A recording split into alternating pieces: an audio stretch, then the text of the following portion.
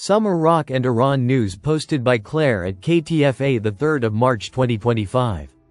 Listen to the full version on the official dinarreport.com website and become our supporter on Patreon. Clare. Counterfeit currency and unmarked gold dealers busted in Iraq. The 3rd of March 2025. The National Security Service announced, on Monday, the arrest of promoters of counterfeit currencies and traders of unmarked gold in Baghdad and the provinces of Clare and Diwaniyah. The agency said in a press statement received by Shafaq news agency, 2 suspects were arrested in Baghdad in the al-Baladiyat area, who were promoting counterfeit local and foreign currencies. 3,400 counterfeit US dollars in $100 bills were seized in their possession, in addition to various amounts of counterfeit Iraqi dinars. He continued, in Clare, an illegal commercial complex was raided for selling unmarked gold. It was found that its owner was offering usurious loans to citizens in exchange for seizing key cards and MasterCards, 122 cards, a gold piece, 4 seals, records of the dealers, electronic devices, and an amount of 12,750,000 dinars were seized. He pointed out that, in Diwaniyah, the apparatus detachments were able to overthrow a gang specializing in promoting counterfeit currency, where an ambush was set up for one of the gang members and 2 suspects, a man and a woman, were arrested red-handed while exchanging counterfeit money. And an amount of 215,000 counterfeit US dollars was seized in their possession, in addition to the vehicle they were riding in. Clare. Mazar Saleh. Geopolitical controls push towards shifting to official channels for currency trading. The 3rd of March 2025. Mazar Mohammed Saleh, the financial advisor to the Prime Minister, confirmed that the geopolitical controls imposed on informal trade contribute to expanding dealings with official outlets for foreign currency, which contributes to financing foreign trade through the sound international financial system. He pointed out in his statement to Euphrates News that this shift aims to move away from informal financing from the parallel dollar market intensively, especially with the change in the behavior of small traders in avoiding the parallel market linked to the country's regional and geopolitical problems. Saleh added that this shift comes in the context of the importance of increasing Iraq's foreign reserves and confronting money smuggling operations, in addition to facilitating external transfer operations through Iraqi banks that deal with international banking correspondence, at an official exchange rate of 1,320 dinars per dollar.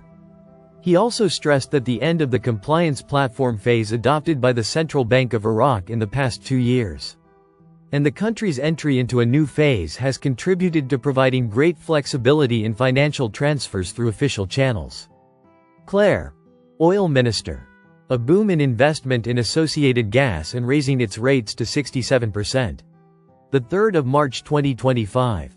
Deputy Prime Minister for Energy Affairs and Minister of Oil Hayyan Abdul Ghani al-Sawad received today, Monday, a German delegation that includes representatives of the German embassy in Baghdad, the German Chamber of Commerce, and companies specialized in various oil and non-oil fields. Abdul Ghani confirmed, in a statement from his office, a copy of which was received by Euphrates News, Iraq is keen to cooperate with various parties, including German companies, which have a long history in the field of industry and are of high quality and acceptable in Iraq. He pointed out that Iraq has made great strides in the field of developing the oil industry, and in particular the optimal investment of gas, as Iraq has achieved during the life of the government, a great leap in the field of investment in associated gas and raised investment rates from 53% to more than 67%. And Iraq is determined to stop flaring gas and achieve self-sufficiency in 2028. Abdul Ghani explained that the ministry has major projects in the gas investment sector, the most important of which is the gas development project in Basra with total to invest 600 cubic meters in 2 phases. In addition to other projects in the field of gas field development, as the ministry signed contracts to develop the Mansouriya and Akash fields, and signed contracts to develop 14 fields and exploration areas, which were offered in the 5th and 6th supplementary licensing rounds. He added, the ministry has investment opportunities for gas and oil exploration fields and blocks from the last licensing round that have not been referred. The ministry is working to develop them through investment projects with specialized international companies. German companies presented a review of their activities and offers to work and cooperate with the Ministry of Oil and its formations. In the fields of exploration, pipelines, laboratories, training, and the provision of equipment, tools, and supplies for oil facilities. Clare. Iraq-Turkey pipeline reopening pressures oil prices, signals potential market shift. 3 March 2025. Erbil, oil prices experienced volatility as news of the anticipated reopening of the Iraq-Turkey pipeline raised expectations of increased supply. Despite Iraq's ongoing commitment to OPEC+ production constraints, according to a report by Robin Mills, CEO at Kamar Energy, published in the Energy This Week newsletter on Monday.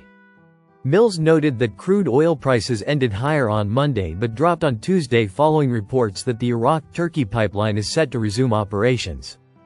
The country's deputy oil minister, Bassem Mohammed, recently confirmed that 185,000 barrels per day (BPD) from the Kurdistan region could be exported after domestic allocations are met. Before its closure in March 2023, following an arbitration ruling, the pipeline transported around 450,000 barrels of oil per day. The market is reacting to the possibility of higher supplies, but Iraq is still constrained by its OPEC+ commitments, Mills stated. He added that while the pipeline's reopening may put downward pressure on oil prices in the short term, long-term impacts will depend on Iraq's ability to balance exports with production limits. Mills also highlighted the role of U.S. diplomatic efforts in pushing for the pipeline's resumption. Washington has been applying pressure on Baghdad to restart exports through the pipeline, which requires an agreement between the federal government and the Kurdistan Regional Government, KRG, on budget allocations and payments to international oil companies, he explained. Meanwhile, British Petroleum, BP, has reinforced its presence in Iraq's energy sector by finalizing a deal to redevelop the massive Kirkuk oil fields in the country's north. Mills pointed out that BP, part of the original consortium that discovered Kirkuk's oil in 1927, estimates the contract area contains up to 20 billion barrels of oil equivalent. This redevelopment could help Iraq secure a higher production quota with an OPEC+, he noted. However, BP itself faces challenges, and Mills referenced recent discussions suggesting that a merger with Shell could strengthen the struggling British energy giant. Iraq's energy sector and geopolitical pressures. Iraq, OPEC's second-largest oil producer, has long grappled with balancing its production ambitions against OPEC+ output agreements. While Baghdad seeks to increase exports to boost revenue, it remains bound by cartel-imposed limits, a tension that has led to periodic disputes. Mills emphasized that the reopening of the Iraq-Turkey pipeline is particularly significant for the Kurdistan region, which has faced financial strain since the shutdown. The U.S. has been actively working to counter Iran's influence in Iraq, particularly following President Donald Trump's return to office. By pressuring Baghdad to resume pipeline exports, Washington aims to strengthen its economic ties with Erbil while reducing Tehran's leverage over Iraq's energy sector. As Iraq navigates these complex political and economic dynamics, the coming months will be crucial in shaping the country's energy strategy amid shifting global market conditions and geopolitical maneuvering. Clare. Kurdistan region's oil exports near resumption, 3 March 2025. Erbil. All preparations for resuming the Kurdistan region's oil exports to Turkey's Ceyhan port have been completed, according to an announcement by a member of the Iraqi parliament's Oil and Gas Committee. The long-awaited move comes after almost 2 years of suspension, which has cost the Iraqi government billions in revenue losses. Ali Shaddad Al-Faris, an MP from Basra and a member of the Oil and Gas Committee, confirmed that no obstacles remain to restart the oil flow. According to the budget amendment, the amount to be sent from the region is between 300,000 to 325,000 barrels of oil per day, he stated. Additionally, Al-Faris revealed that the Kurdistan Regional Government, KRG, has requested an increase in the amount of oil used for domestic consumption, seeking an expansion from 45,000 barrels per day to 110,000 barrels per day. Iraq's oil minister, Hayyan Abdul Ghani, announced last Friday that the federal oil marketing company, SOMO, would initially sell 185,000 barrels of Kurdistan region oil per day through Turkey's Ceyhan port. This figure is expected to gradually rise until it aligns with the quota specified in the federal budget. The decision marks a significant development after prolonged disputes over oil revenue sharing between the Kurdistan regional government and Baghdad. Since March 2023, exports have been halted following an international arbitration court ruling in Paris, which favored the Iraqi federal government in its legal battle over oil export rights. The suspension of exports has resulted in an estimated loss of over $21 billion for Iraq's treasury, underscoring the economic urgency of restoring Kurdish oil sales. U.S.-Iraq talks and diplomatic pressure. The resumption of oil exports has been a key issue in recent U.S.-Iraq diplomatic discussions. Last Tuesday, U.S. Secretary of State Marco Rubio spoke with Iraqi Prime Minister Mohammed Shia al-Sudani, marking their first official conversation. According to statements from both governments, the meeting was productive, addressing a range of issues, including the Iraq-Turkey pipeline. On Friday, Reuters reported that the Trump administration has been pressuring Baghdad to allow the restart of Kurdish oil exports as part of Washington's broader, maximum pressure, campaign on Iran. The U.S. sees Kurdistan's oil exports as a strategic economic lever, and Secretary Rubio specifically raised the issue with Prime Minister Sudani.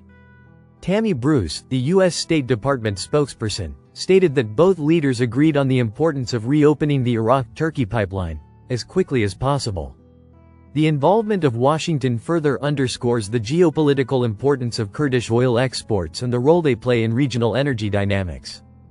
Economic and political implications. The restoration of oil exports is expected to ease financial strains on both Erbil and Baghdad. The KRG relies heavily on oil revenue to sustain its economy, and the prolonged suspension has exacerbated budgetary challenges, including delays in public sector salaries. Meanwhile, Baghdad seeks to recover billions in lost revenue and stabilize its economic outlook. However, broader negotiations between the KRG and Iraq's federal government remain ongoing, particularly regarding revenue-sharing mechanisms and long-term agreements on oil production rights.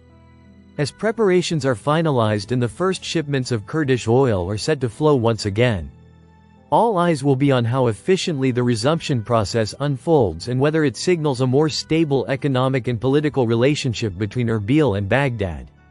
Clare. Due to the collapse of the Ottoman, Iranian parliament dismisses the Minister of Finance, the 2nd of March 2025. The Iranian parliament dismissed Finance Minister Abdolnazar Hamadi on Sunday after starting a no-confidence vote against him over his handling of the high inflation rate and the decline in the national currency exchange rate, state television reported. The source explained that the Minister of Economic Affairs and Finance, Abdolnazar Hamadi, lost the vote of no confidence against him.